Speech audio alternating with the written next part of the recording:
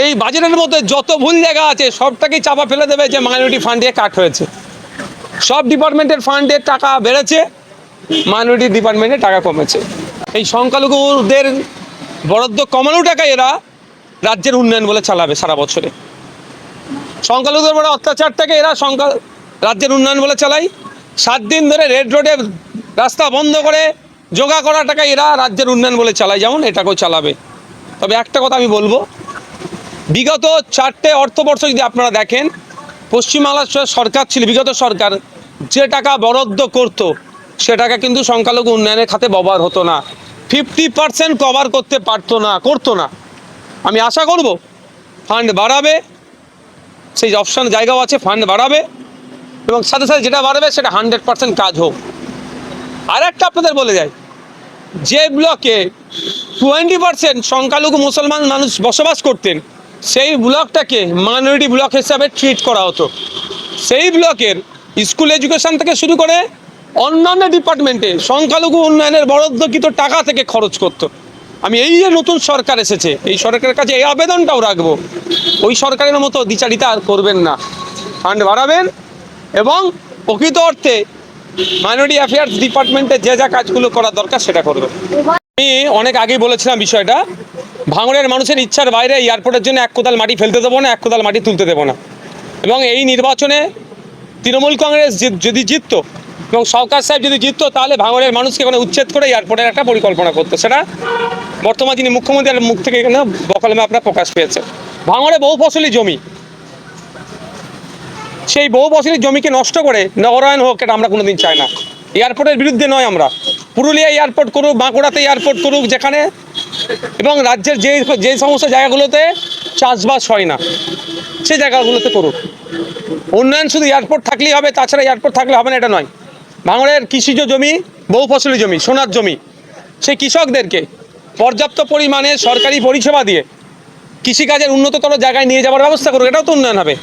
ভাঙড়ের লেদার কমপ্লেক্সের একটা অংশ আছে, ভাঙড়ে যে কলকারখানাগুলো আছে সেইগুলো যাতে ঠিকঠাক আরও বিজনেস করতে পারে, ভাঙড়ে আরও যাতে বিজনেস বাড়ে তার ব্যবস্থা সুন্দর করে হোক, এটাও তো ভাঙড়ের উন্নয়ন হবে। আজকের যে বাজেট, বিজেপি সরকারের প্রথম বাজেট, এই বাজেটে আপনি বিরোধী হিসেবে কতটা? দেখুন, একাধিক দিক আছে। খুশি বা অখুশির থেকে বড় কথা হচ্ছে একাধিক বিষয় নিয়ে চর্চা আগামী দিনে বিধানসভার মধ্যে করব, লাইভ হবে, আপনারা সেখানে দেখতে পাবেন। আমি একটা গুটি কয়েক কথা বলবো। এখানে এক্সপেন্সের কথা হয়েছে, ইনকামের সেই রাস্তা দেখাতে পারেনি এই বাজেটে। এটা সব থেকে বড় যে দিকগুলো আছে তার মধ্যে একটা। আর একটা দিক আছে যে নিয়োগের ক্ষেত্রে যেটা বলেছে, মাত্র 1 লাখ নিয়োগের গল্প শুনিয়েছে। একটু ভেবে দেখুন যে এই মুহূর্তে পশ্চিমবাংলায় প্রায় সরকারি শূন্যপদের সংখ্যা প্রায় 10 লক্ষের কাছাকাছি। সে নিয়ে কোনো মাত্র 1 লাখের কথা বলেছে, কবে হবে না হবে নির্দিষ্ট টাইমও দেয়নি। তৃতীয়ত, শুধু ম্যাক্সিমাম জায়গায় প্রতিশ্রুতি দেওয়া হয়েছে, বাস্তবায়ন কতটা হবে, কিভাবে হবে সেই পলিসিও কিন্তু ঠিকভাবে উল্লেখ করা হয়নি। চতুর্থ, যেটা বিজেপির অন্যতম একটা পলিসির মধ্যে যে মুসলমানদেরকে টাইট দিচ্ছে, দেখানোর নামটাই উন্নয়ন। এই বাজেটের মধ্যে যত ভুল জায়গা আছে সবটাকেই চাপা ফেলে দেবে যে মাইনরিটি ফান্ডে কাট হয়েছে। সব ডিপার্টমেন্টের ফান্ডের টাকা বেড়েছে, মাইনরিটি ডিপার্টমেন্টে টাকা কমেছে। সবকা সাথ সবকা বিকাশের গল্প শোনালেও উন্নয়নের সময়ে, অধিকারের সময়ে নির্দিষ্ট কয়েকটি ধর্মীয় সম্প্রদায়কে তারা দূরে সরিয়ে রাখার চেষ্টা করে। তবে মাইনরিটি ফান্ডের হিসাবে যেন মুসলমানদের একার ফান্ড না, এটা শুধু মুসলিম সম্প্রদায় নয়, আরও যে সংখ্যালঘু সম্প্রদায়গুলো আছে লাইক খ্রিস্টান, পার্সি, পাঞ্জাবি, তাদের সাথেও ইনজাস্টিস হয়েছে।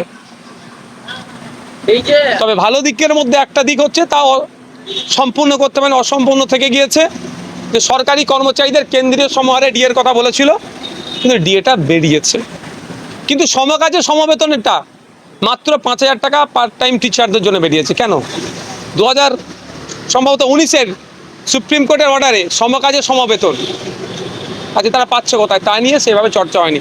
সিভিক ভলেন্টিয়ার, একটা সিভিক ভলেন্টিয়ার কোনো অংশে আপনার কনস্টেবলের থেকে কম কাজ করে না, কিন্তু সে তার মাইনে এবার বাড়ছে, মাত্র 2,000 টাকা বাড়ছে। আশাকর্মীদের, আপনি চলে যান আশাকর্মীদের ভিন্ন রাজ্যে, দেখুন তথ্য তুলুন, যে সাম্মানিকটা পায় আমাদের রাজ্যের আশাকর্মীরা সে সাম্মানিক পাচ্ছে না। এবারে যে আপনি বললেন সংখ্যালঘু বরাদ্দের কথা, দেখা যাচ্ছে যে গত বছরের তুলনায় এবারে বিজেপি সরকারের আমলে সংখ্যালঘু খাতে যে বরাদ্দ হয়েছে সেই বরাদ্দ 61% কমানো হয়েছে। 5,700 কত কোটি টাকা ছিল লাস্ট ইয়ারে, এবারে 2,165 কোটি টাকা। তবে আমি একটা কথা বলবো, এখানে এরা কমাবে, এদের পলিসির মধ্যেই আছে। এই সংখ্যালঘুদের বরাদ্দ কমানো টাকা এরা রাজ্যের উন্নয়ন বলে চালাবে সারা বছরে। সংখ্যালঘুদের বড় অত্যাচারটাকে এরা রাজ্যের উন্নয়ন বলে চালায়। 7 দিন ধরে রেড রোডে রাস্তা বন্ধ করে জোগা করা টাকা এরা রাজ্যের উন্নয়ন বলে চালায়, যেমন এটাকেও চালাবে। তবে একটা কথা আমি বলবো, বিগত 4টে অর্থবর্ষ যদি আপনারা দেখেন, পশ্চিমবাংলার সরকার ছিল, বিগত সরকার যে টাকা বরাদ্দ করত সে টাকা কিন্তু সংখ্যালঘু উন্নয়নের খাতে ব্যবহার হতো না। 50% কভার করতে করতো না। আমি আশা করব ফান্ড বাড়াবে, সেই অপশান জায়গাও আছে, ফান্ড বাড়াবে এবং সাথে সাথে যেটা বাড়াবে সেটা 100% কাজ হোক। আর একটা আপনাদের বলে যায়, যে ব্লকে 20% সংখ্যালঘু মুসলমান মানুষ বসবাস করতেন সেই ব্লকটাকে মাইনরিটি ব্লক হিসাবে ট্রিট করা হতো। সেই ব্লকের স্কুল এডুকেশন থেকে শুরু করে অন্যান্য ডিপার্টমেন্টে সংখ্যালঘু উন্নয়নের বরাদ্দকৃত টাকা থেকে খরচ করতো। আমি এই যে নতুন সরকার এসেছে, এই সরকারের কাছে এই আবেদনটাও রাখবো, ওই সরকারের মতো দ্বিচারিতা আর করবেন না, ফান্ড বাড়াবেন এবং প্রকৃত অর্থে মাইনরিটি অ্যাফেয়ার্স ডিপার্টমেন্টে যে যা কাজগুলো করা দরকার সেটা করবেন। অন্তঃসার শূন্য বাজেট। মানে এই বাজেটে খেটে খাওয়া মানুষের জন্য বাজেট হলো না মধ্যবিত্তের জন্য বাজেট হলো? দেখুন, আরেকটা থাকে নিম্ন মধ্যবিত্ত, শুধু মধ্যবিত্ত নয়, নিম্ন মধ্যবিত্তদের কথা কোনো চর্চা হয়েছে সেভাবে? এখন একটা গুরুত্বপূর্ণ কথা বলেছে এই বাজেটে, ব্লু ইকোনমির কথা, সুনীল অর্থনীতির কথা। শুনতে খুব ভালো লাগে, খুব শক্তিশালী জিনিস এটা, কিন্তু কাদের জন্য সেই পলিসি এখনো ঠিক না। আর এরা বিশেষ করে মৎস্য চাষিদের কথা বলছে, মৎস্যজীবীদের কথা বলেছে। কিন্তু আমি একটা আতঙ্কে আছি। আতঙ্কটা এটাই, যেভাবে সমতলের জায়গাগুলোকে বৃহত্তর কর্পোরেটদের স্বার্থে জমিগুলোকে নির্দিষ্ট কয়েকটা শিল্পপতি গোষ্ঠীর হাতে তুলে দিচ্ছে, এই মৎস্যজীবীদের ক্ষেত্রে ব্লু ইকোনমির কথা বলে এটাও আবার তাদেরকে বরাদ দিয়ে দেবে না তো, এই আতঙ্কে আমি আছি। ফলে গরিব যে মৎস্যজীবীগুলো আবার বঞ্চনার শিকার হবে। আমরা চাই ক্ষুদ্র মাঝারি মধ্যবিত্ত যে ব্যবসায়ীগুলো আছে সরকারের বড় প্রকল্পের সাথে তারা অ্যাটাচমেন্ট হোক, কিন্তু সেই জায়গা সরকার সে অর্থে দিতে চাইছে না। পিপিপি মডেলের কথা বলা হয়েছে, কিন্তু পিপিপি মডেলটার জন্য অ্যাচিভমেন্ট করার জন্য, সেখানে পৌঁছানোর জন্য আমার পাড়ার আপনার পাড়ার যে 6,000 টাকার একটা কাজ করে সংসার চলছে সে কি পারবে? তার জন্য নির্দিষ্ট কোনো রূপরেখা দেখাতে পারলো না। মানে হকারদের নিয়ে এত কিছু হলো, কিন্তু এই বাজেটে হকারদের কোনো উল্লেখই নেই। এনে তো আমরা বিরোধী, আমাদেরকেই বলতে হবে। আমরা তো চাই সরকার চলুক সংবিধান সম্মতভাবে, সরকারি কার্যক্রমকে চালা। কিন্তু আমরা কি দেখছি, সরকার চলতে না চলতেই রাস্তায় বুল্ডোজার নামিয়ে দিল, হকার উচ্ছেদ করলো, দোকান ঘর গুমটি সব ভেঙে দিল, তাদের ন্যূনতম ক্ষতিপূরণ বা পুনর্বাসনের ব্যবস্থা ছাড়াই। এটা কি সংবিধান সম্মত? সংবিধান সম্মত কোনোভাবেই নয়। সুতরাং এদের কাছ থেকে হকারদের ভালোটা পাবো কি করে? তবে বাংলা একটা শুধু বলবো এ বিষয়ে, যে ইতিহাস তৈরি হয় শুধুমাত্র চর্চা করার জন্য নয়, পড়ার জন্য নয়, জ্ঞান নেওয়ার জন্য, সেখান থেকে শিক্ষা নেওয়ার জন্য। তৃণমূল কংগ্রেস আজকে ইতিহাসের পাতায় ঠাঁই পেয়েছে, তাদের কাছে শিক্ষা নেওয়া দরকার, যে ক্ষমতার দম্ভ দেখিয়ে এতদিন যারা চলছিল তার চেয়ে ইতিহাসের পাতায় ঠাঁই হয়েছে। গরিব হিন্দু কি মুসলমান, হকারদের ধর্ম হয় না, তাদের একটাই পরিচয় হকার। তাদের সাথে যে অন্যায় হচ্ছে ইতিহাসের পাতায় আগামী দিনে এই বিজেপি সরকারকে ঠাঁই তারাই করবে। মহিলারা, আমরা তো বারবার বলি, অর্ধেক আকাশ জুড়ে মহিলারা আছে, মহিলাদেরকে আমরা ছাড়া কোনটাতেই না বলতে পারবো না। আজকে আমি পৃথিবীর মুখ দেখেছি একজন মহিলার জন্যই। কথা হচ্ছে খাতাই কলমে বা এগুলো শুনতে খুব ভালো লাগে। এই ভাজপা সরকারের কেন্দ্রীয় মিনিস্টার,